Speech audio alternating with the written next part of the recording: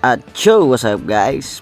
For today's video vlog natin ay nakikita nyo naman yan guys, tampulots na naman ang ating iluluto at pakikita natin ng mga proseso ng ating pagpipirito ng laman ng baboy guys, or bituka ng baboy, talites o bulaklak kung tawagin guys. At yan, nakita nyo namang hinugasan na natin yan sa sukat tubig guys. Ganyan tayo maglinis niya. At bidyatin muna ng montage.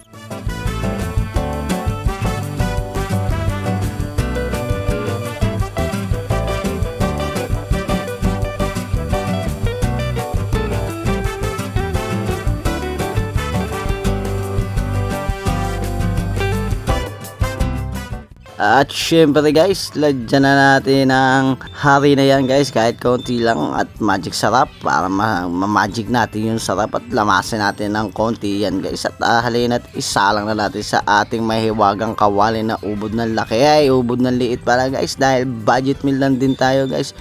Binudget mo na rin pati pagpipirituhan.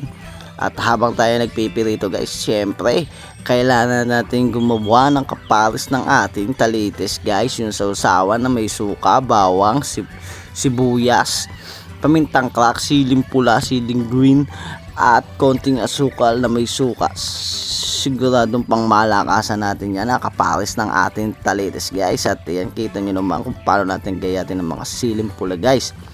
At syempre pagkagayat natin, hiyalo lang natin yan at magpirito pa rin tayo na magpirito ng ating mga talites. At habang hindi pa tayo tapos magpirito guys, at iyan na nga yung ating finished product natin ngayong araw na to, para meron tayong makakain na galing biyaya, galing taas guys. Kaya malagi tayo magpasalamat sa kanya sa araw-araw na biyayang binibigay sa atin. At iyan na nga yung ating talites or bulaklak ng baboy guys. At syempre ayan yung kanyang kapares na sukang ginawa natin, ng pamalakasang suka daw yan guys, mabilisan lang yan para sa akin.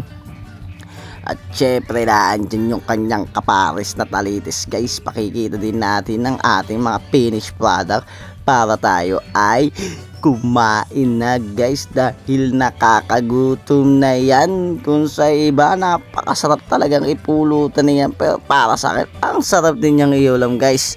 Kaya paano, kakain muna ako for today's bye bye, see you.